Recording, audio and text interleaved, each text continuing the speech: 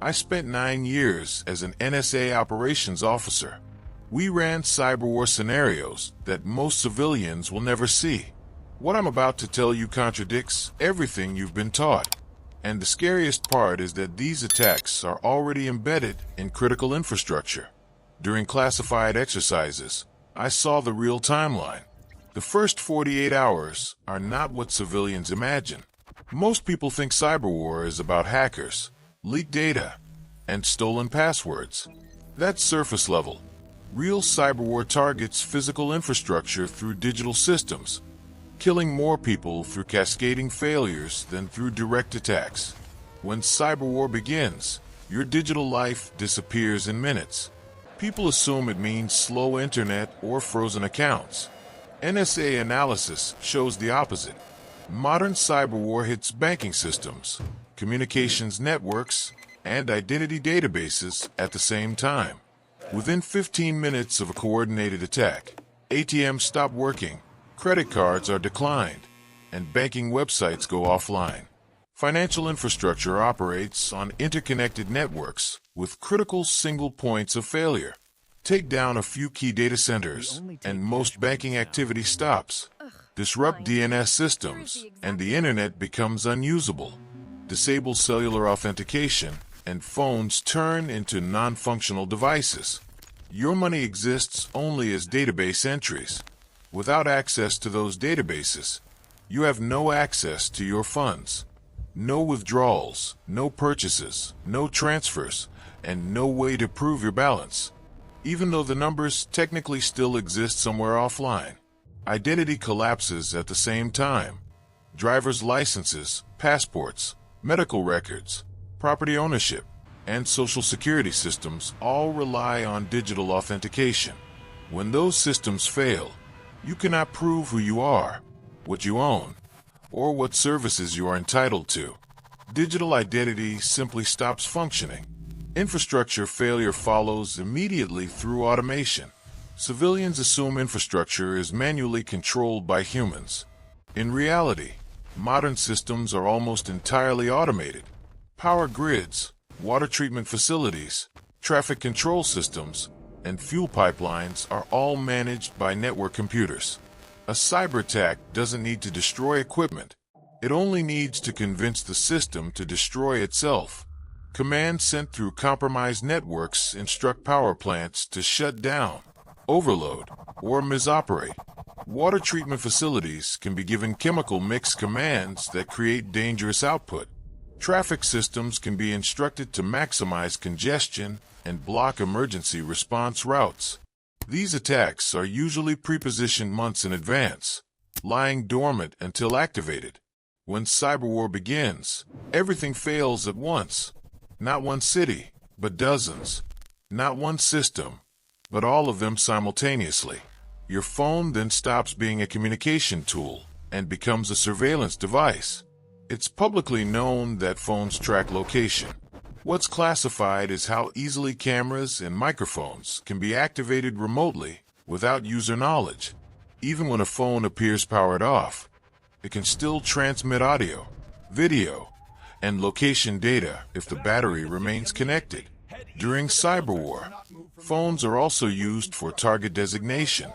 Location data feeds automated targeting systems. Being near an active phone can mark a location for precision strikes or automated responses.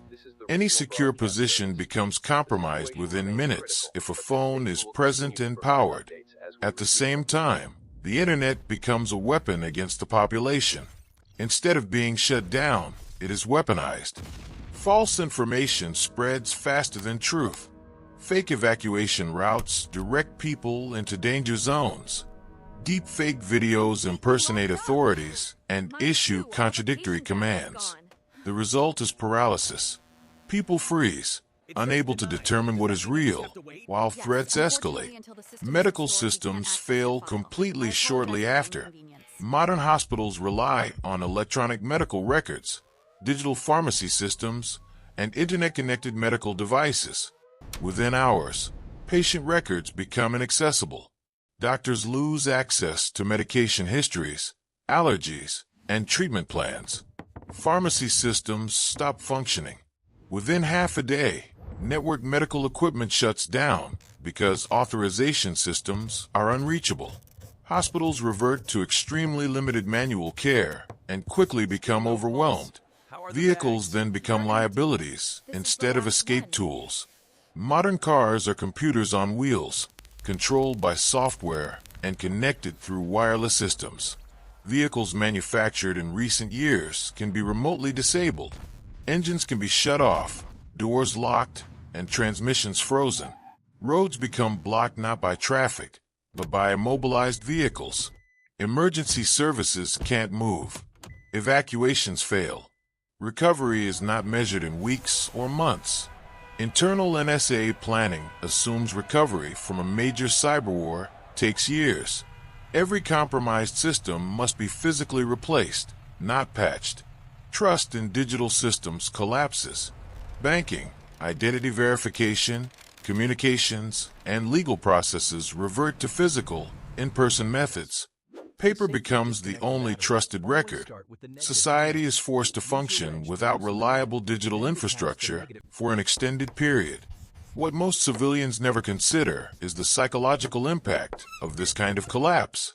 When digital systems vanish, people don't just lose access to services. They lose certainty. Confusion spreads faster than panic. Communities fracture as rumors replace verified information. Decision-making degrades under constant uncertainty, and small mistakes compound into long-term consequences. In our simulations, the individuals and families who survived best were not the most technologically advanced, but the ones who could operate without technology entirely. They understood how to function offline, how to verify information manually, and how to rely on direct human networks instead of digital ones. Cyberwar punishes dependence and rewards adaptability. Another critical factor is delay. In every scenario we ran, the highest casualty rates came not from lack of resources, but from hesitation. People waited for confirmation, waited for official announcements, waited for systems to come back online. By the time certainty arrived, options were already gone. Roads were blocked, services had failed, and trust had evaporated. Cyberwar creates a narrow window where action matters more than information. The earlier you act, the more choices you retain. The longer you wait, the more decisions are made for you by systems that no longer work. This is why the first 48 hours are decisive. Not because everything ends, but because everything that follows is shaped there. What matters most is the first 48 hours. Withdraw physical cash. Create paper copies of critical documents. Disconnect from digital systems at the first sign of crisis. Rely only on face-to-face communication. Understand that decisions made in the first hour shape outcomes years later. Cyberwar doesn't look like movies. It's silent, invisible, and devastating.